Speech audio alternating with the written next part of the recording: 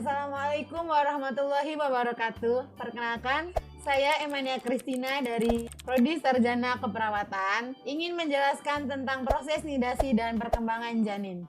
Apa sih yang dimaksud nidasi itu? Ada yang tahu? Nidasi atau implantasi adalah masuknya atau tertanamnya hasil konsepsi dalam endometrium. Proses nidasi itu ada 14. Yang pertama, masuknya inti spermatozoa ke dalam sitoplasma fetus membangkitkan kembali pembelahan dalam inti ovum dalam keadaan metafase. Yang kedua, proses pemecahan dan pematangan mengikuti bentuk anafase dan telofase, sehingga pronukleusnya menjadi haploid 3. Yang ketiga, pronukleus spermatozoa dalam keadaan haploid saling mendekati dengan inti ovum. Kini haploid bertemu dalam pasangan membawa tanda dari pihak wanita dan pria. Yang keempat, setelah pertemuan kedua inti ovum, spermatozoa terbentuk zigot dalam beberapa jam yang mampu membelah dirinya menjadi 2 dan seterusnya. Yang kelima, seiring dengan pembelahan inti, hasil konsepsi terus berjalan menuju uterus. 6. Hasil pembelahan sel memenuhi seluruh ruangan di dalam ovum yang besarnya 0,1 mm disebut stadium morula. 7.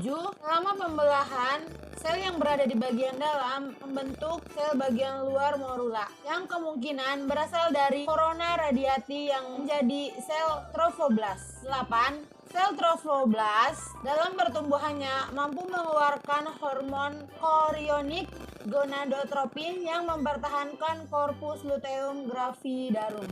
9. Pembelahan berjalan terus dan di dalam morula yang mengandung cairan yang disebut blastula. 10.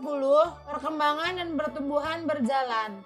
Blastula dengan filikorealisnya yang dilapisi sel trofoblast telah siap untuk mengadakan nidasi. 11. Sementara itu, fase sekresi endometrium telah makin banyak yang mengandung glikogen yang disebut DESI2. 12. Sel trofoblast yang meliputi primer filikorealis melakukan destruksi enzimatik proteolitik sehingga dapat menanamkan diri dalam endometrium. 13. Proses penanaman blastula disebut nidasi atau implantasi terjadi pada hari ke-6 sampai hari ke-7 setelah konsepsi. 14.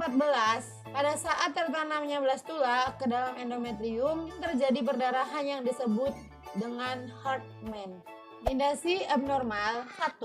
Kehamilan tuba. 2. Hidatidosa mol. Ketiga, abnormal plasentasi.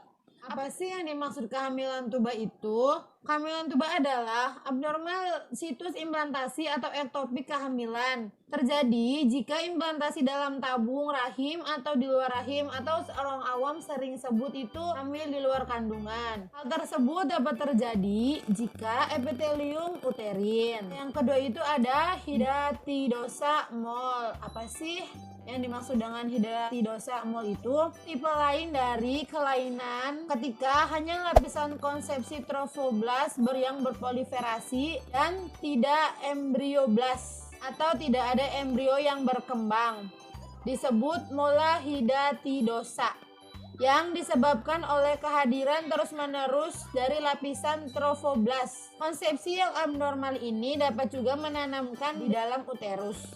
Ketiga, apa sih yang dimaksud dengan abnormal plasentasi itu? Abnormal plasentasi adalah kelainan dapat berkisar dari anatomi terkait dengan gelar atau situs implantasi, struktur atau seperti kembar, fungsi plasenta, ibu efek atau preeklamsia, eritroblastosis janin, dan akhirnya kelainan mekanik terkait dengan tali plasenta atau ari-ari. Materi yang kedua yaitu perkembangan janin. Ada berapa sih tahap perkembangan janin itu?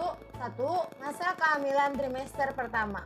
Pada trimester pertama, ukuran janin masih sebesar biji apel dan di minggu-minggu berikutnya beberapa bagian tubuh seperti otak, tulang, kuku, rambut, dan sumsum tulang belakang mulai terbentuk. Di minggu ke-6 serta ke-7, mulailah terbentuk organ dalam yaitu hati, ginjal, jantung, dan usus. Detakan jantung sudah mencapai 110 sampai 150 per menit. dan telah memompa darah dengan teratur memasuki minggu ke-8 dan 9, wajah, hidung, dan telinga mulai terbentuk sempurna. Lapisan kulit sudah terlihat walaupun masih terlihat tipis, dan minggu ke-10 sampai ke-12, janin mulai berkembang pesat dan aktif bergerak. 2. Masa kehamilan trimester kedua, perkembangan janin di dalam rahim trimester kedua ini semakin menunjukkan tanda-tanda aktif. Beberapa anggota bagian tubuh seperti tulang rusuk, kelenjar prostat, dan langit-langit mulut mulai tumbuh ke arah lebih sempurna. Perkembangan janin tiap minggunya memberikan pergolakan yang hebat pada ibu.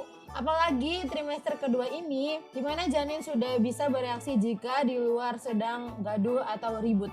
Bahkan, di usia kandungan 22 minggu, janin sudah memiliki siklus tidur loh, Mom. Yang ketiga, masa kehamilan trimester ketiga. Perkembangan janin dari minggu ke minggu trimester ketiga mulai memasuki masa semakin matang. Indera penglihatan janin sudah bekerja dengan aktif. Ia menjadi lebih peka dengan cahaya dan dapat memejamkan mata.